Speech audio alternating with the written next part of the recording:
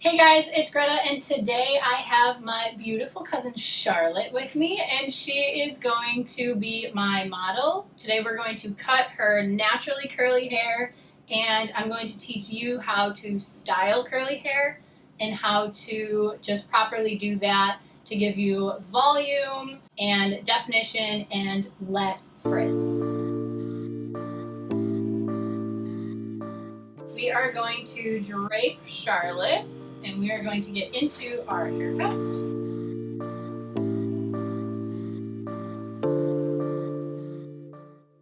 She has amazing natural curls. Her color is a natural blonde as well. We do have more curls in front where it tends to just curl better. Towards the ends, we are getting a little more of a wave and slightly straighter towards the end. So today we're going to be taking off about 2 inches. We're going to clean it up. We're going to do a little bit of layering so that her hair can freely move and curl nicer. The method that I'm going to be using is a dry cutting method, which is what I would suggest for anyone who's wearing their hair curly all the time to do. If you're going to somebody who is cutting your hair wet and pulling it straight and then cutting it, when you curl your hair, it's never going to be a nice, even, uniform curled look, because pulling each curl straight down is creating this tension where it'll look great straight.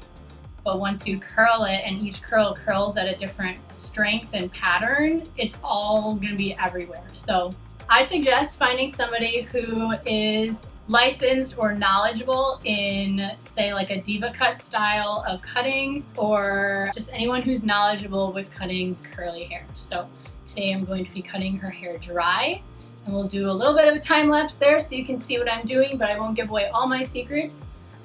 My shears I'm using are the Sam Via, the swivel thumb. You flip it all the way around, like go from one side to the other side. If I like, is there a part there?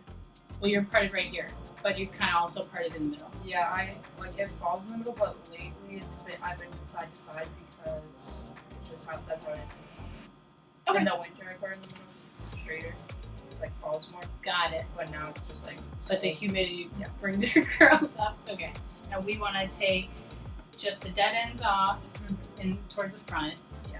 I think we did a little bit of like the face framing last time. Yeah. You like that and you want to keep it? Just clean it up, not like super short.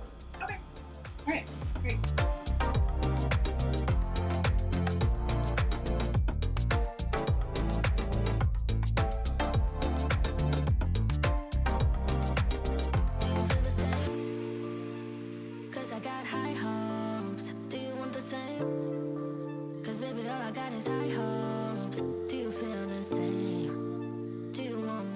Piece by piece, I'm cutting the hair, and I'm kind of coming into the curls with my shears and creating like a C shape or an S pattern while I'm cutting, and that's creating our layers.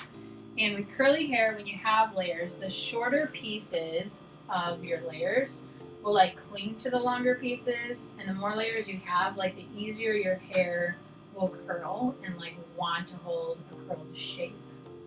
So layers is always a good idea for people with curly hair.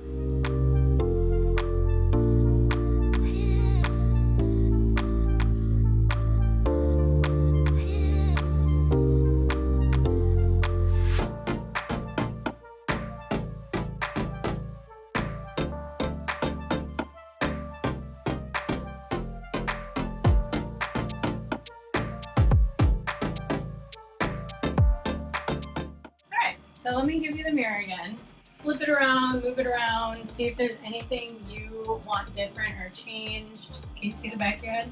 Is that right? Yes. I like that. There we go.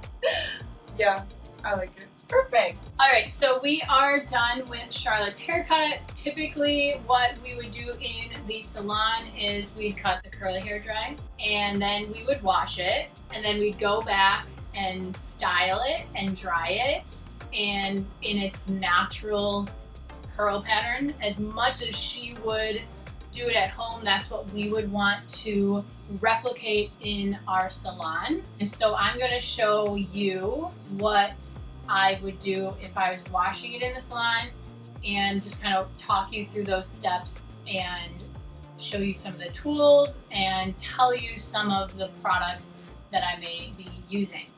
So I'm going to turn her around. The cut is done. This is how I would wash the hair in the salon. For curly hair, you don't really want a shampoo that's going to lather a lot, and you don't want to scrub a lot, because the more lathering and scrubbing you're going to be doing, the more frizzy the hair is going to be. And typically, people with curly hair are trying to get rid of as much frizz as possible. So you can find kind of like a creamy shampoo that has a little bit of grit in it, or like exfoliating beads, and those will typically dissolve as you're going over the hair. So I would put that in my hands and I would just run it across her hair like this. And I'd kind of open it up and I'd come in, and what I'd be doing is basically, this sounds weird, but I'm basically like kind of petting around the hair. And because they have the exfoliating beads, it's cleaning the hair and the scalp. You do not want to scrub, especially back and forth and around, because again, the more movement and scrubbing, the more the cuticles are going to be like lifted, and that's what's going to be causing more frizz. So you're going to be doing that all around, all over. And with that kind of shampoo, one that I use at work is called, the brand is H2 Pro, and the name is Co-Wash. And that one's a really good one we really like. I'm not a fan of the Diva Curl products, but I won't get into that. So I'm going to be going all around. With this product, sometimes if the curls themselves, they're not really dry, you don't even need to use a conditioner. Typically we're using a conditioner because our cuticles have been lifted with our shampoo, and then we're closing them and sealing them and giving them a little bit more moisture because it's been stripped out by our shampoo. If you're consistently using a shampoo like the Co-Wash that I'm talking to you about, you may find that you actually don't need a conditioner because it leaves the hair really silky. But after you have rinsed out the shampoo, what you're going to do is, if you're using conditioner, you can run that through, and then that would be the time, and probably the only time I would suggest you are ever combing your hair. You can use a wet brush or a wide tooth comb, either one works. And so you're going to like comb through while the conditioner is on, and then while you're rinsing this off, you want to try your best. I know this is kind of hard in the shower. At the salon, it's a little bit easier because we have more control over the water pressure. But you want to keep it so the pressure isn't so full. While you're rinsing the water gently through your curls, you kind of want to scrunch the bottom, and then it's going to scrunch out the excess product. Leave the water in, and you can do that all over, and you're going to be really gentle with your hair at this point. After conditioner, you're super, super gentle with the hair. You should be the entire time, but especially at this point. And then what you're going to do after you've scrunched it all out and you feel that all your product is out, remember you can go in here as well and make sure you're getting all that product in here too, but you're always going with the hair. So you're going with the cuticles rather than scruffing it up. So we have done our shampoo. We've rinsed the shampoo out. Again, a non-lathering one is best for curly hair. We've done the conditioner, and then what I would do after that is I would leave it really wet.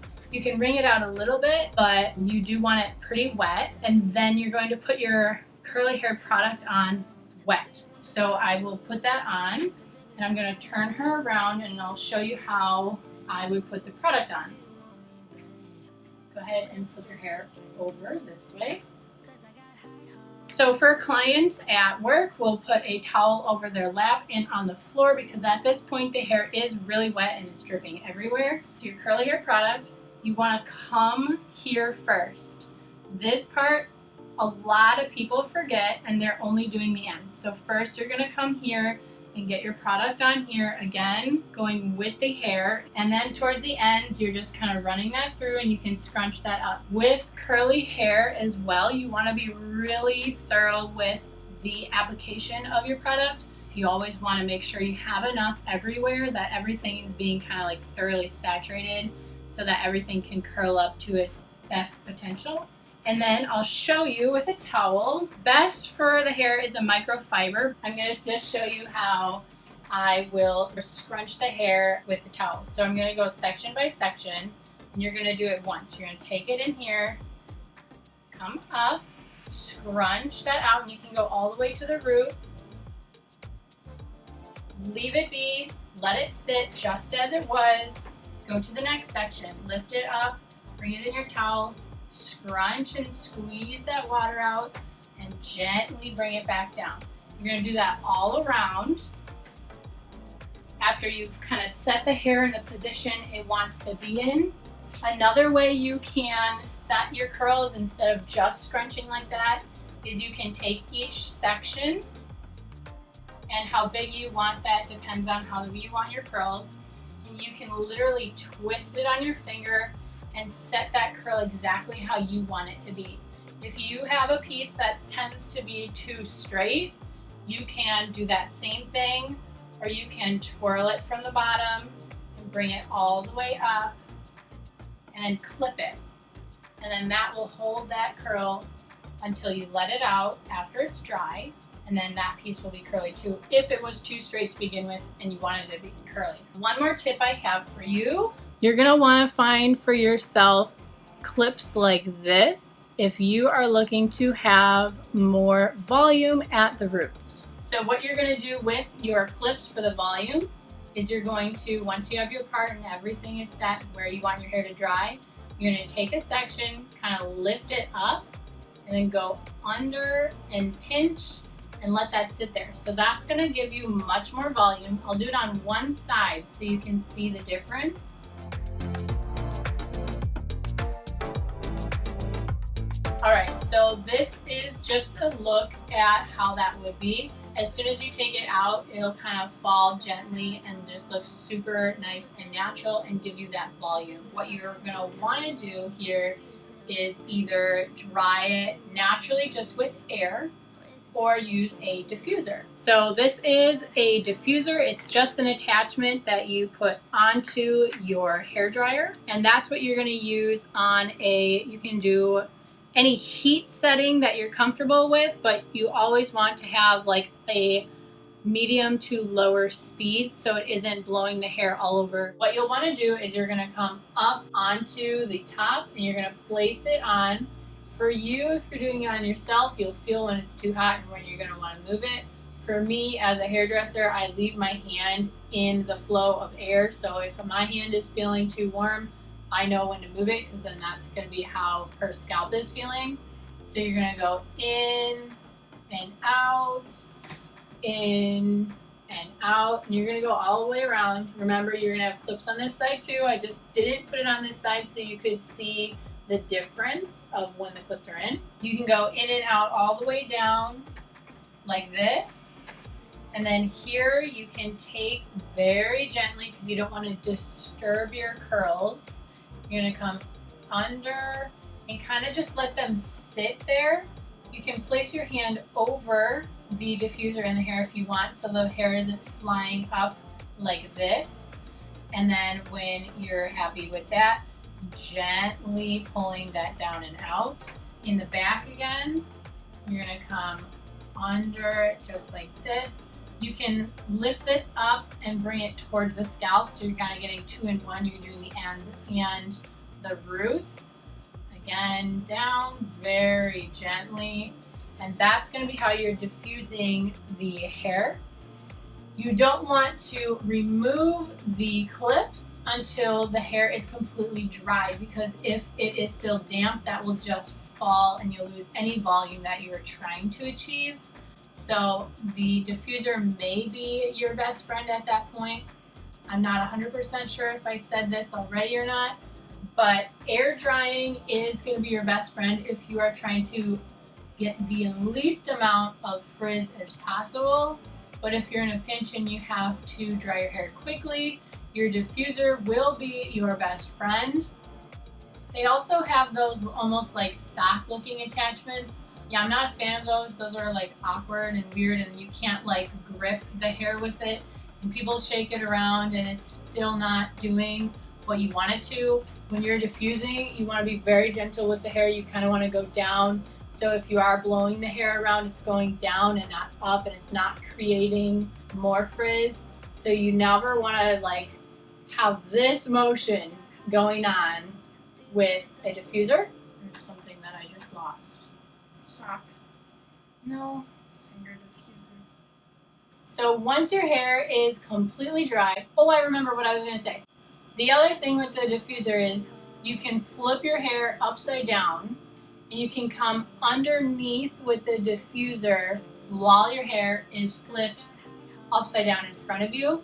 And that way you can get the underneath better, like at the nape of the neck, and the underneath of the length of the curls. Now we can take our clips out because our hair is completely dry, and it should kind of keep that shape but kind of fall in a little bit more of a natural way. I'm going to take those out gently. And then when your hair is dry and your clips are out, if you chose to use clips, you're going to use your fingertips to break up the base of your curls. So you're going to go under the hair, and you're just going to do little, we were talking about this before, we kind of call them like finger noogies. Like if you grew up with a brother who would come up to you and like noogie your head with his fist, that's kind of what you're doing with your fingertips, just to break that up. So you're going in teeny tiny circular motions, trying not to tangle the hair because you're going under and in and circular and gently out. So that's what that's going to be like. If you watched my other how to wash your hair video, I went through the steps of how to do a full massage for your scalp. But with curly hair, you don't always want to do a full massage because you'll be making more tangles and more frizz. So this is one way you can get that head massage in and get the blood circulating to that area to promote healthier scalp and hair growth. You can do it in the shower exactly the way I just showed you, very gently. And I would say while the shampoo is on, again, very gently, or while you have conditioner on, because you can't put conditioner all over the scalp if your hair tends to be very dry or coarse. So that is how I would suggest going about a massage if you have curly hair. So talk to me about the products you use at home. What kind of...